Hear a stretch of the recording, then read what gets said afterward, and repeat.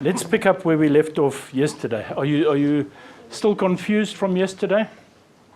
Let's quickly sum it up. Everything I tried to tell you yesterday is in that diagram. Very easy. I said we're going to go out, we take a sample of 100 plants or whatever the case may be. And we make sure there's no bias, independence, the sampling is correct, precise, and accurate. I then put them into frequency classes and I get a distribution like this, hopefully a normal distribution, and you'll remember I said that all our stats is based on the normal distribution. So if the data is skewed, we have to do a transformation to get it into a normal distribution. So let's assume the sample that I collected is a normal distribution.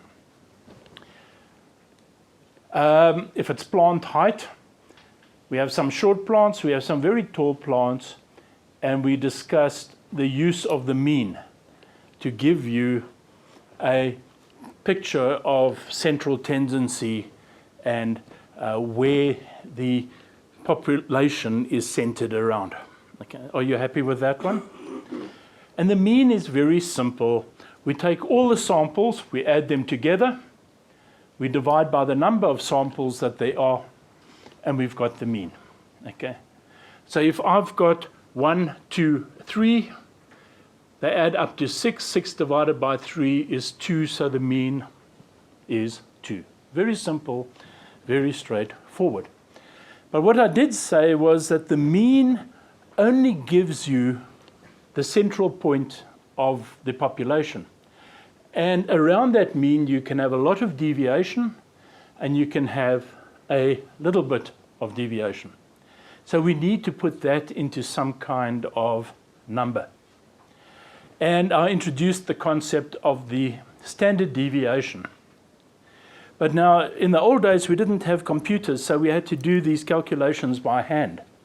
And to get rid of the negative numbers, we used to square things. And -2 times -2 is 4. Okay. So we get rid of the negative numbers by squaring. And what the standard deviation, or the calculation of the standard deviation involves, is working out the difference between the mean and the observed value. So we take the mean and we subtract it from the observed value, and that value we square, because some of them are going to be negative, some are going to be positive. We want them all positive. And all those squared values are add up together, and we call that the sum of squares. Okay? It's a straightforward term. To get the variance, as we call it, and the variance is the squared value.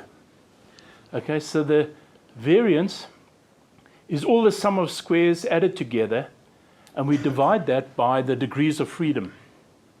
Okay, I don't want to repeat the degrees of freedom, but because we don't have the total population, there's always that one part that we don't know. Okay, so we use n minus 1, and we call that the degrees of freedom. And that gives us then the variance. And when we take the square root of the variance, we get the standard deviation. Now I've used that there on purpose, and I've used that there on purpose, and I'll come back to that in a minute. That's a problem when you run on battery. Okay, so we have the standard deviation. And what I said was that one standard deviation unit on either side of the mean works out to 68% of the population. But now, I'm not interested in 68% of the population. I want to know at least 95% of the population.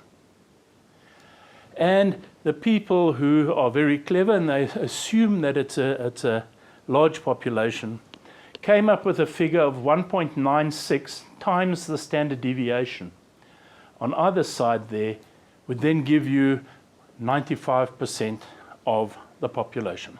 Okay. Now, obviously, if you have a large population, I can use 1.96.